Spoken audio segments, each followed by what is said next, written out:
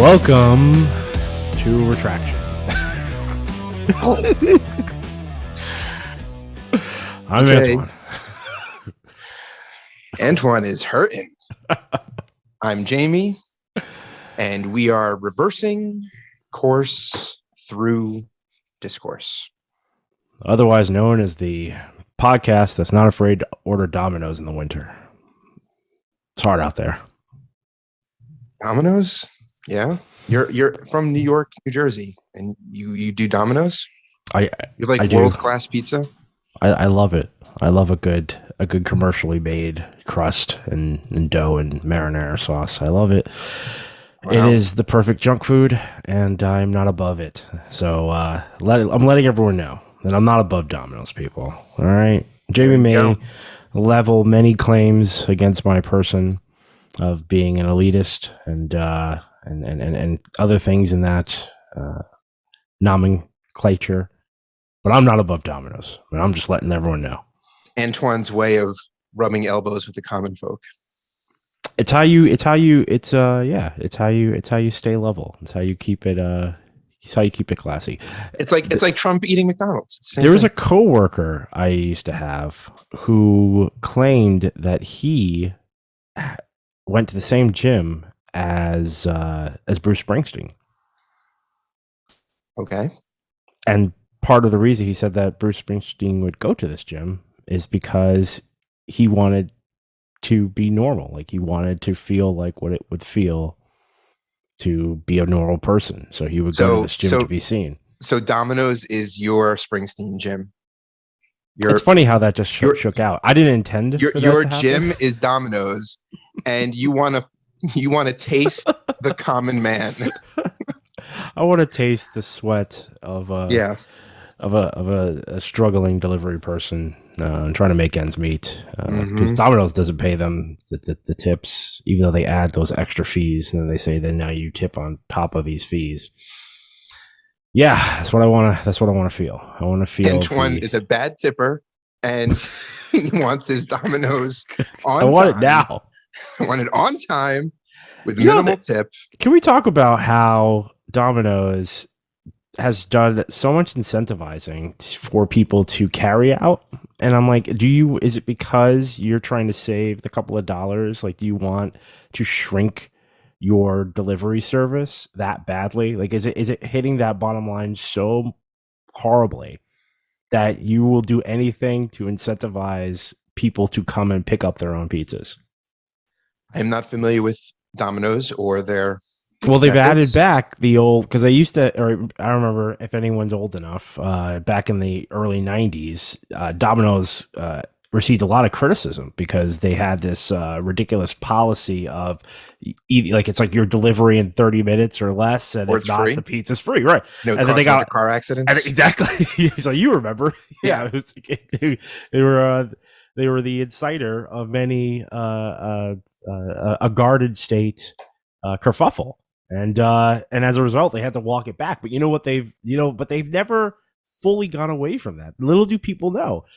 So right now, Domino's incentivizes that if you go and pick it up and that pizza's not ready within 2 minutes, that pizza is free. Interesting. So as a pizza aficionado, self-proclaimed. Yeah. How do you rank? Was that you or me? No, you. Oh, I mean, I don't frequent those places, but how do you? We have so many mom and pop pizza places that are amazing. It's just like New York. A lot of Italian community out here. Yeah, there's a lot of pizza places. But I think there's like 4 in my town. Yeah, there's a lot. New Jersey's got them. How do you rank Domino's, Pizza Hut, Little Caesars, Papa John's? Maybe throw it in there. Okay. So I will not go beyond Domino's. That is as far as I can go. What do they like? Give you a free pizza when you were a kid or something? Blind loyalty? Maybe I'm on retainer. Maybe I've been working for them my entire life. Maybe that's my little life savings. Maybe that's my 401k is really the Domino's money. But the truth Antoine's got stock in Domino's. I will never eat anything below that. Everything else I could never touch. That's too much. Oh, so those other things are below that? Yeah. Oh, in my opinion, absolutely. Yeah, and it's a sharp fall off. I mean, it's a deep decline once you leave Domino's space. Once you're out of the Domino's ethos, that ethosphere, the sphere, the domino sphere, the dominion sphere. Once you get out of that, it is a oh man, it crashes hard. It's I didn't not know like a that. I slow thought they were all. I taper. thought it was all like comparable. No, it's not a slow taper at all. No, you go from one and Domino's is like it's like tomato sauce and sugar, okay, and of like a lower quality than you would in your neighborhood pizzeria. But then it's not like McDonald's, Burger King kind of thing. It's very different. Yeah, Oh, it's like that's interesting. it goes basically from pizza that is edible to stuff that is, I would say, below what you could get out of a freezer if you were to go to a local supermarket and buy your freezer pizza. Like a I would DiGiorno's or what are the yes, exactly, Enzos? like DiGiorno's, yeah, DiGiorno's. Enzo's, whatever. Those are better quality than when you get below Domino's, I Wow. would say. Wow. Shots fired Well, we're never going to in get the pizza sponsored by Little wars. Caesar, so I mean, there it is, or because the show's called Retraction, Little Caesar, if you're listening. Nice. All right. Well, I got my own little thing. Yeah, Not really a topic, but I just came across some disturbing news. No, no, Very, very disappointed. what happened? HBO has canceled Raised by Wolves, which is a show Oh, you I love like. that show. I You do love like that show. And I need HBO to correct this now. I demand you reinstate the show. Not since Netflix has canceled Altered Carbon has such an atrocity taken place. I am actually pretty upset because that is Well, a show that I look forward to. And I just kind of okay. went through all the different shows that we watch. And I was Googling when the next seasons come out and kind of cataloging it because my wife and I are always like, what's on? We never know when the new things are out. So now I got this whole list of all the shows we watch and when the new episodes come out. And I still have under Raised by Wolves canceled. Very depressing. That's sad. I'm sorry for you. You were the only person watching it. I have no idea how that got canceled. 2 seasons. Come on. I mean, here's my thing. If you're going to cancel it, can't you just at least do a half a season so they can like finish it? What is this pulling the plug on things that don't get an end? Yeah, that's unfortunate. And Can't you build that into like the thing where it's like, all right, if we get canceled, then we get like three episodes to wrap this up. Or I don't know, something built in for the people that like as someone who watches and invests their time in a new show, Mhm. like what's my incentive to watch a new show and to invest my time in it, even a second season, if you're just gonna pull the rug out from under me and never finish it? No closure. I mean, that's the risk you take when you I don't like that introduce risk, a Antoine. new IP. I mean, how do you go as a showrunner with that mindset that I need to make sure that even though we're doing well right now, we have our backup plan for how this show could wrap up in two episodes, just in case they pull it, just in case they pull the show from us, because but my optimism be damned. What I need to care about is that one guy who is watching this show. I want him to have faith and come along with me in another journey, in another episode, like some other IP out there that I'm gonna helm. I want him to come with me, so I'm gonna make sure that all the writers and all the actors and all the stage crew and all these people that are not going to be receiving a paycheck in a couple of months, that's not my concern. My concern is to satisfy that individual, to make sure that they get their ending of the show. Yeah, that's right. Never mind You all the no, other heartache. no, and the no. What heartbreak. happens is you get a full-length feature movie, right? And that's how you wrap it up. Oh, you If your think that show should be gets the canceled, so there then should you be get an a movie option. to wrap it up. Right. So Yeah. the studio should commit to giving you more money and resources on a failed project. That's good business. That makes sense. That's good business sense. I like it. Well, you know what happens? You know what happens when you don't do that? I'm going to stop subscribing to your entire network. Well, I mean, HBO is going to have to take that. They're going to have to take that on the chin. I don't know. You hear me, HBO? Yeah. I'm coming for you. Shots fired again. Yeah. We've lost Little Caesars. We've lost Pizza Hut. And now we've lost HBO. I don't know how we're going to keep the show afloat. Like it quickly. The generous donation of viewers or listeners like you out there, listener, because we're definitely not getting any corporate sponsorship anytime soon. I'm sorry. That's unfortunate. I'm All sorry right. that you're Anyway. Yeah. Anyway, topics. Yeah. I got a couple. Do you have any? Yes. What do you want to do? I got a topic. It's a PSA. I got one topic. It's a little PSA. I just wanted the listeners out there to know Why it's time to start paying with $2 bills is a CNN story. And that's a weird title because the crux of the story is that $2 bills are worth $2. They're not special. And the government makes a lot of them every year. Really? Yep. I didn't know that they're they were not something you should be saving as back in my day, they had a $2 bill, Johnny, and the this is a government $2 is bill from still printing $2. 1975. They are still printing $2 bills. How do you That get is them? correct. I'm going to give it to you right now.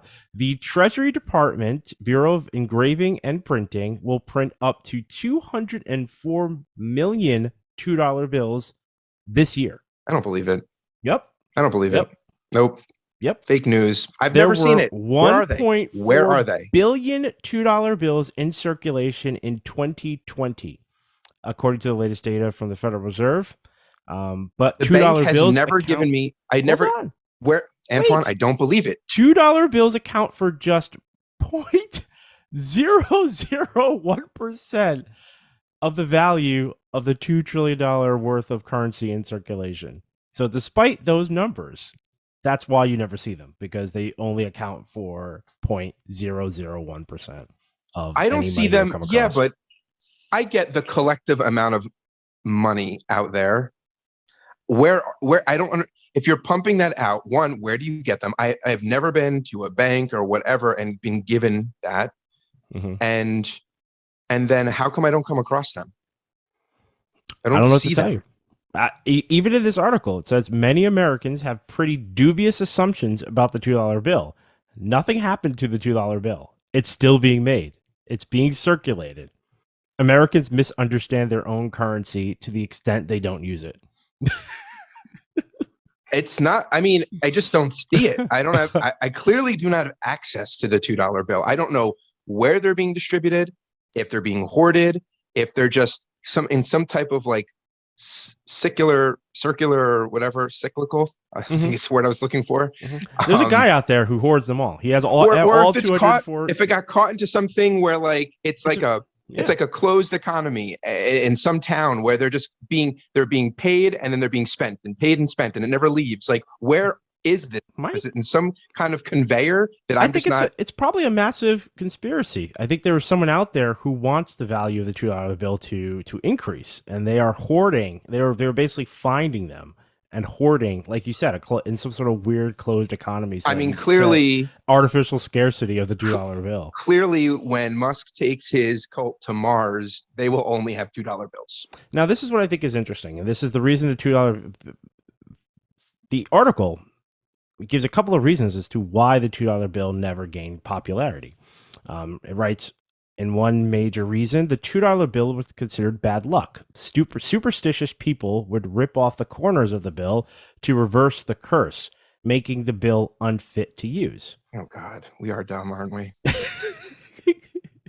Can you imagine that? Can you imagine saying, whew, or like staring at me like, well, this is are back you going to rip like, that off or am I? This is like 1860. This is like the 1860s, like yeah, but we're not that century. different, right? I mean, we're just the same. We just have accumulated knowledge. I mean, it's still like you back then. Right. It's a weird thing to freak you out, isn't it? He who sits in a game of chance with a $2 bill in his pocket is thought to be saddled with a jinx. That's what a New York Times article wrote back in 1925. The jinx. Yeah.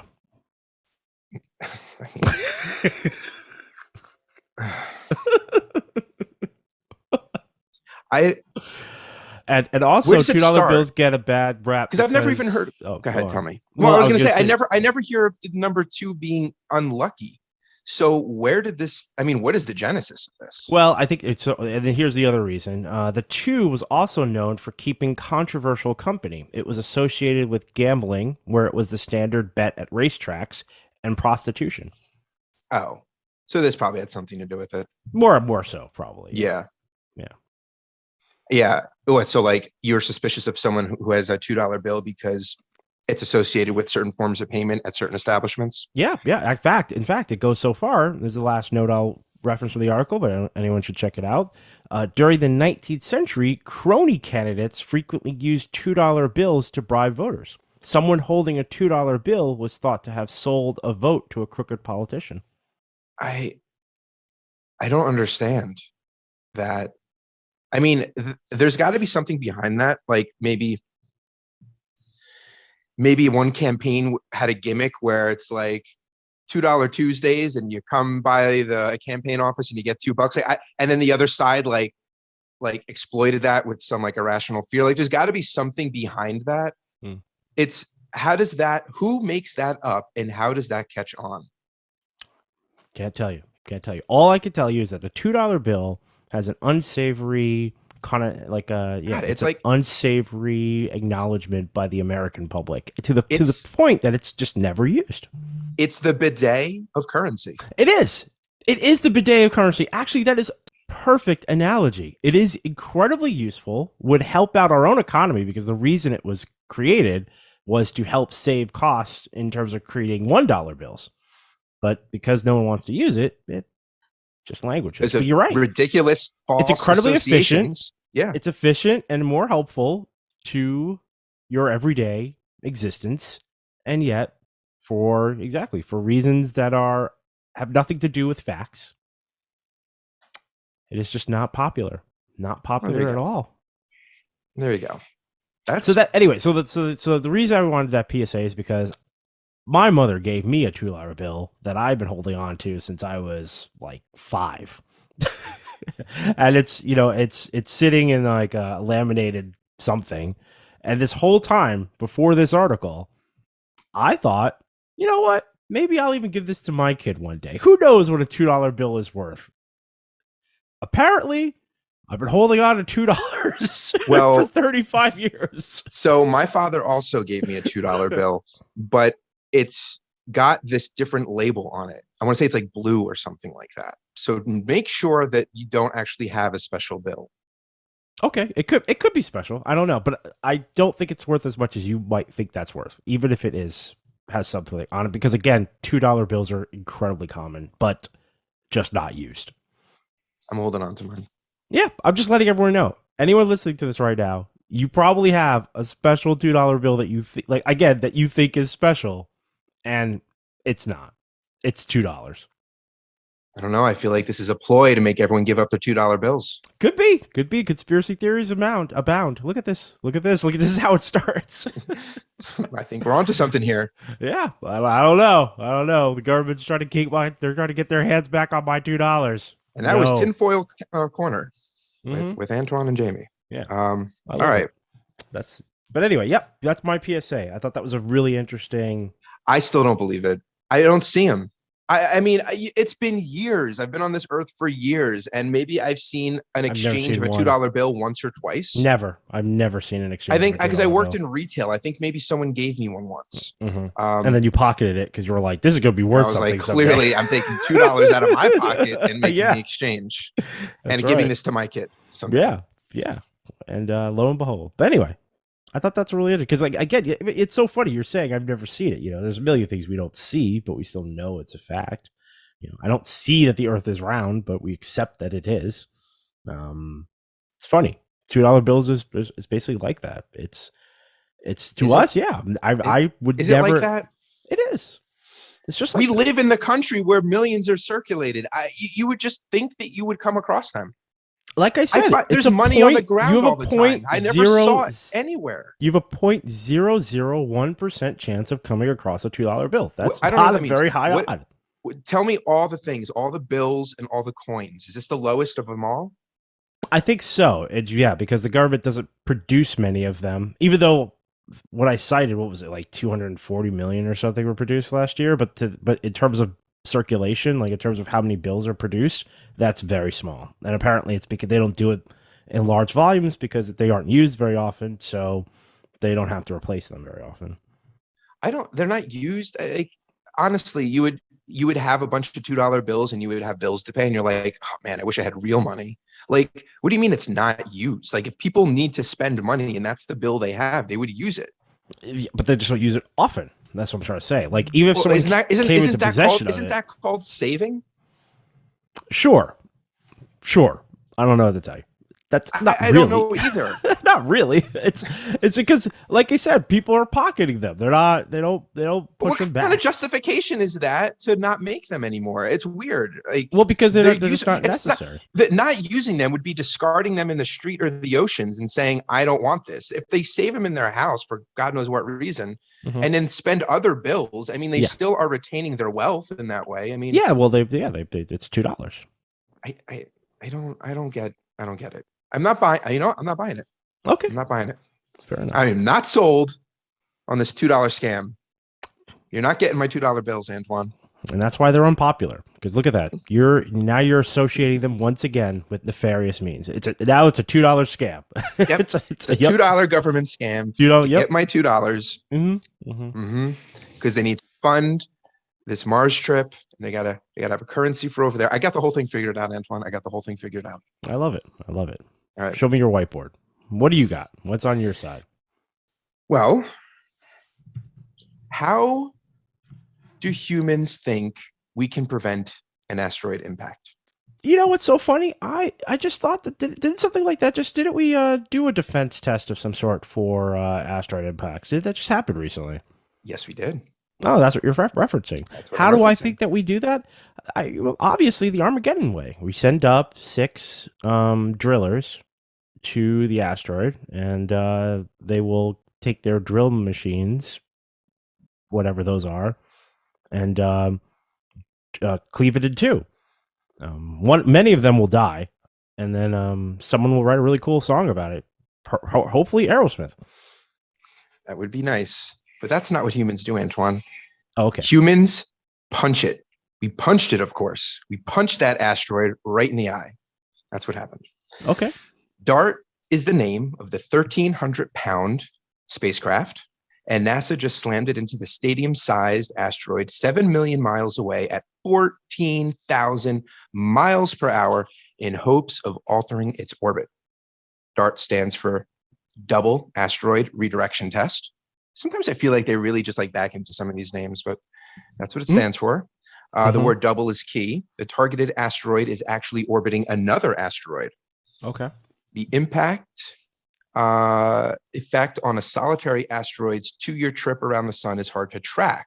So they came up with this brilliant idea. Instead of going after one asteroid, let's go after two, basically, one that's orbiting another.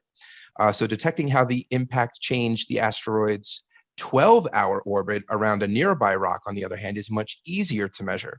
Another spacecraft would have been needed, like that of the proposed European mission that required 2 crafts and never got approved. This is a much more cost-effective mission.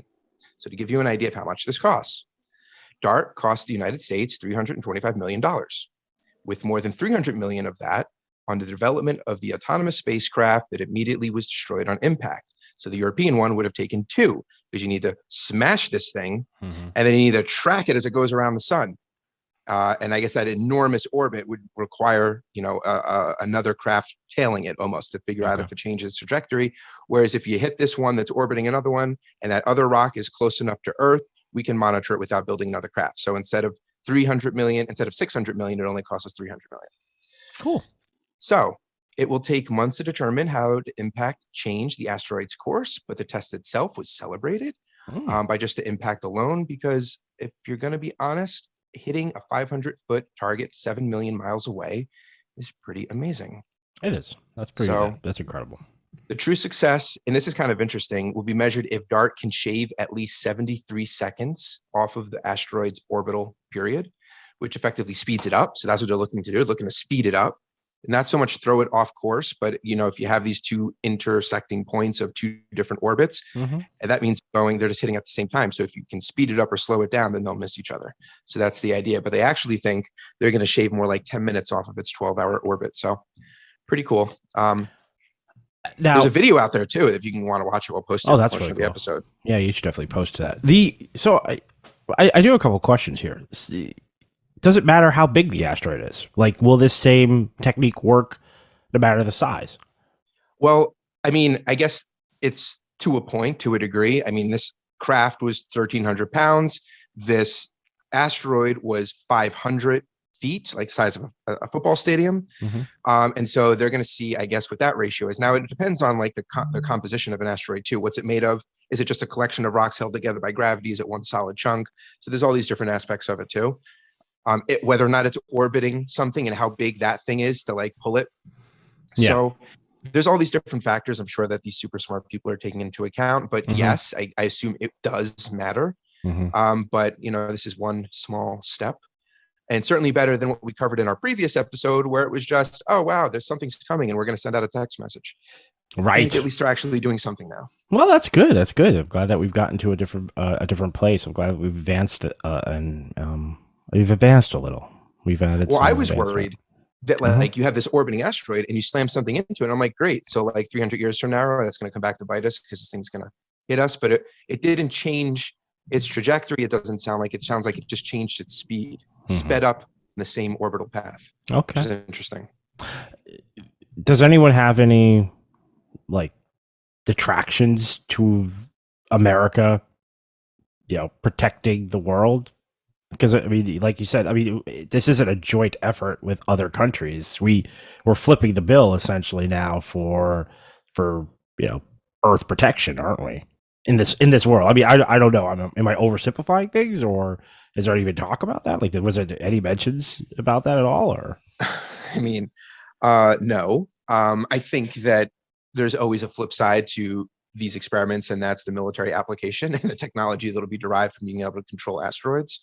One, you could use them as weapons too, and Right. not just hit countries, but you could take out ships or satellites or Yeah. whatever, colonies. Okay. Who knows? But I think also when you're talking about mining, my head goes to, you could redirect an asteroid into your path, into maybe some of your stationary mining equipment, and make it easier to get. You send a few probes out to redirect some asteroids, and a few years later, you'll be able to intersect it on a much closer course. That's good. That's interesting. So, all right. So that we're doing it because there might be monetary gain as a result. I'm assuming. I mean, clearly we need to monitor the skies. Skies are all going to die, and I don't think many other countries have the capability to do it. But I think the offshoot, just like everything NASA does, there's always spin-off technology. I think there's going to be spin-off technology that benefits us in different ways. Oh, that'll be interesting. All right, so it's a watch this space situation. I like it. Yeah. All right. I mean, I am honestly, as long as they can protect us. I mean, it's like a weird statement to make, but the idea that any asteroid in our solar system can just like destroy us. And that's the commitment. NASA's made the commitment to say that it doesn't matter where this asteroid is landing on the planet, we will intervene. It's not just about asteroids that might affect America. There are not. I mean, I am no expert by any means, but any asteroid that could stay intact and make impact with the ground is potentially a global catastrophe. I don't know to what degree. I'm sure there are specks of sand that could hit the ground and make it and just cause like, a crater 100 feet wide. Yeah. But when you get into some of the asteroid territory, it doesn't matter where it hits. Yeah. Okay. Fair enough. All right. So we're always talking about big boys. Okay. Cool. Yeah. I like it. That's that. I have another one, but yeah. What's up? Unless you want something. No. By all means, the floor is yours. I'm going to tell you a little story. Oh no. Not really. Oh, okay. All right. A man enters Yellowstone and parks his truck. He exits his truck and raises a radio antenna over his head. What's he doing? He's using radio telemetry equipment to hunt wolves that are fitted with a radio collar. That's right, Antoine. It's a wolf update.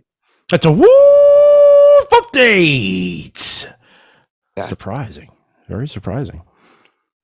So here we go. The head of the U.S. Fish and Wildlife Service is reviewing whether the hunting rules she helped shape adequately protect wolves.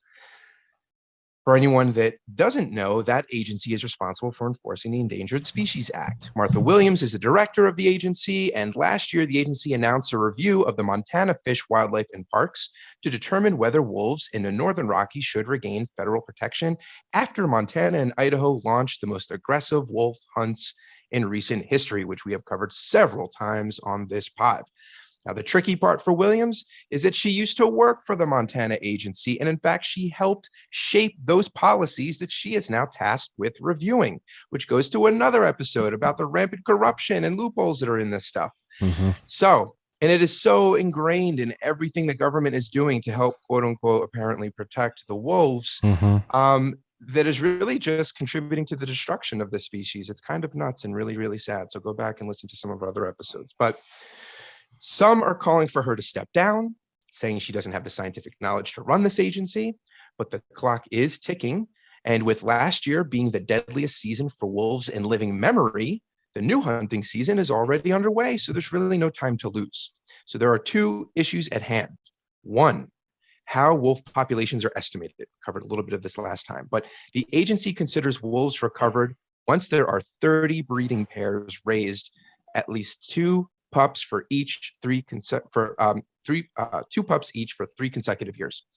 But the state also needs to prove that they have regulatory framework to support continued recovery, right? It's not enough that you hit the number. You got to prove that you can keep it at that level. And this is where the second issue will come into play, but we'll cover that in a bit. So now, when it comes to wolf population, Montana Republicans say that, hey, there are 1,100 wolves, which exceeds the number of wolves the state agency required. Yay for us. What Republicans fail to note is that that figure cites the state's management plan at its minimum number. That is the minimum threshold for the state's wolf population. So they're like, all right, as soon as we hit it, let's go back to the hunt. Now, on top of that, consider that the estimating populations has become harder because wolves learned to avoid the traps researchers used, and with the legalized hunting, the breakup of packs became increasingly common. Based on this pack breaking, wolf packs began crossing borders instead of staying in their territory and could be easily double counted, which has inflated those numbers. So not only was it a minimum, but Montana likely didn't come close to hitting that minimum. The second issue, this is what I mentioned earlier. This is the state's solution to prove that they have continued framework supporting this recovery. They invented a new protected category for wolves, but the issue is that it makes them more vulnerable to controversial hunting. In Montana, the solution Williams and her colleagues came up with was to categorize wolves as a species in need of management, which aimed to carve out a space for wolves once they were removed from the state's endangered species list. Now, there are many different types of wildlife categories. Some of them are game animals, like elk or deer, that can be hunted but not trapped. And there are fur-bearer animals, like otters or bobcats, and they can be trapped but not hunted. And then there are predator animals, like coyotes, and they can be killed at any time, anywhere, without a license or a defined season. I mean, we talked about predators and ecosystems and biodiversity and stuff, and that categorization in itself by this agency is tragic. So the species in need of management category is apart from any of those that I just mentioned and give wolves full protection as a non-game animal. And once wolves were recovered, the state's game commission would decide which of Montana's more conventional categories fits the animal best. Now, this is where I'm going to kind of just gloss over a lot of garbage, because I encourage everyone to go read this article. I'll post it in promotion of this site. There is a very complex timeline, players involved, and it is all super nuanced. Honestly, if I was to go through this, I'd have to read the entire article, and it would take probably 20 minutes to do. So I'm not going to do that on air to you guys, but here's the short of it. Through reclassifications, misinterpretations, and to be honest, some nefarious motives, wolves were allowed to be hunted using radio telemetry and aerial hunting, a tactic used for culling feral hogs. So the idea is that scientists are tagging these wolves and they with radio collars. Yeah. And then these hunters, I'm holding up air quotes, hunters are using equipment to just track them. That's wild. Track them and then hunt them from a helicopter. Wow. You know what I mean? Like it's nuts. Which we talked about with the feral, because a lot of this is similar to the feral hog debacle down in Texas. So yeah, and that's trying to cull an invasive species that is apparently, and we covered this, and there's nuance to that. Yeah. And a whole theory behind, again, breaking up the pack in that way. Breaking up the pack spreads them. Good. That's right. Yeah. So, but that's even like that mindset is to like trim a population. This is meant to grow a population. So this is one of the most nonsensical out of all this stuff, one of the most nonsensical, corrupt, twisted, cruel chapters of this wolf saga. We put them in a special category to protect their recovery, and all it did was open them up to the most efficient method of slaughter. Wow. And that's crazy, isn't it? Yeah. I tried to simplify how it got from that category to opening them up to this aerial shooting and telemetry, the radio stuff.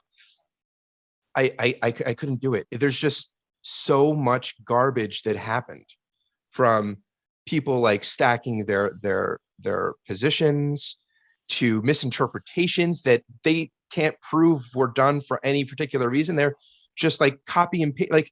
They create this thing that doesn't make them a game animal, but then they copy and paste the prohibitions from game manuals and teach these hunters, and then there's no oversight, so it just gets twisted over time.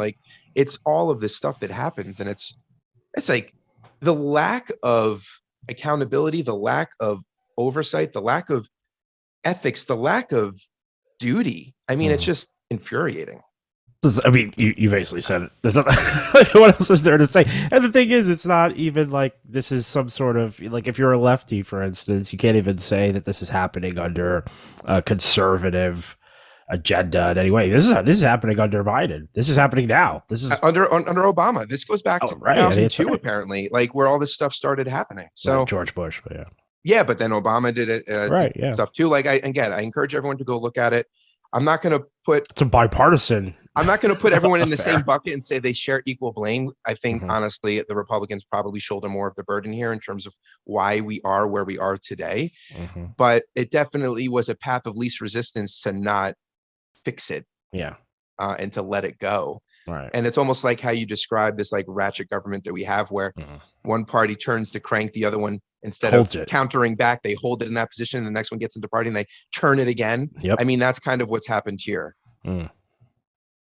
And it's tragic because wolves don't have a voice. Many animals don't have a voice unless they're cute and people want to wear them on t-shirts. They don't have representation like that. And it's even worse for predators. And I don't know when we're going to wake up and understand how important predators are to our ecosystem. Yeah. That was really good. It's a good story. It's a good wolf update. I mean, a bad wolf update, but good to share in terms of what's going on out there.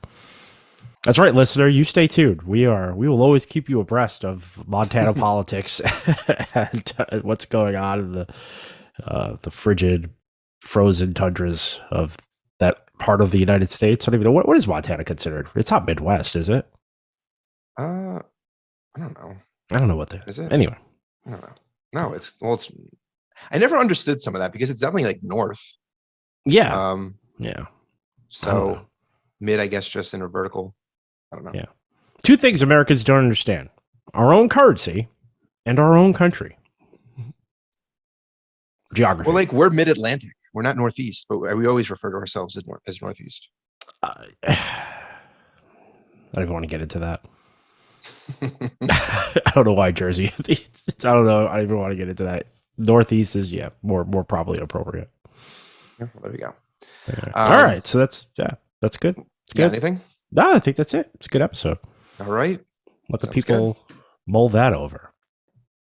$2 bills and wolves, and asteroids, and asteroids, and Domino's Pizza. Well, I mean, and raised by wolves. That was my first wolf update. That was the first wolf update.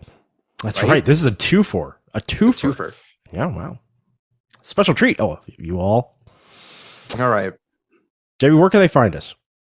Hit us up at Retraction Media. Let us know your thoughts. Let us know what topics you want us to cover. We're always welcoming new ideas. Rate us on your favorite podcasting platform. And whether it's the pod itself or your favorite episode, let someone you know. This is episode 91. Retraction out.